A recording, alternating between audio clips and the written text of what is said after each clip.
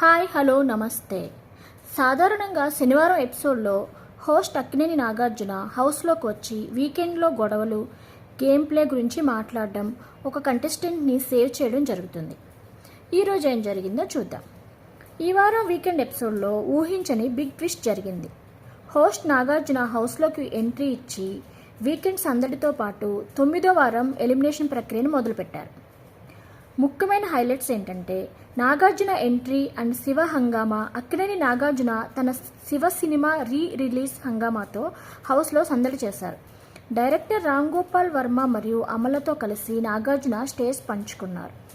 Nag Amala dance house మేట్స్ను ఆకట్టుకుంది. రాము Rathod emotional అడుగు. ఈ ఎపిసోడ్లో అతిపెద్ద ట్విస్ట్ ఏంటంటే ఫోక్ సింగర్ రాము రాథోడ్ హౌస్పై బెంగతో సెల్ఫ్ ఎలిమినేషన్ చేసుకుని బయటకు వచ్చే అవకాశం ఉంది.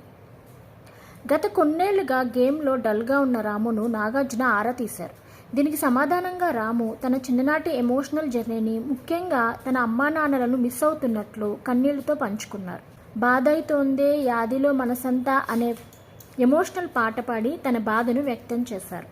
దీంతో నాగార్జున బిగ్ బాస్ గేట్స్ తెరవమని ఆదేశించగా రాము దీనంగా వెళ్తాను సార్ అని చెప్పడంతో అతని ప్రయాణం ముగిసింది.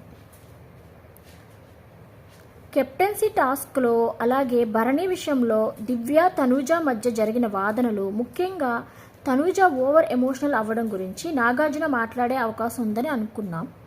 కానీ అది ఈరోజు ఎపిసోడ్లో జరగలేదు.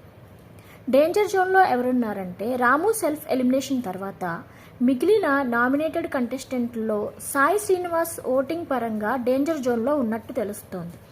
రాము వెళ్ళిపోవడంతో రెగ్యులర్ ఎలిమినేషన్ ఉంటుందా లేదా అనేది ఆదివారం ఎపిసోడ్లో తేలనుంది.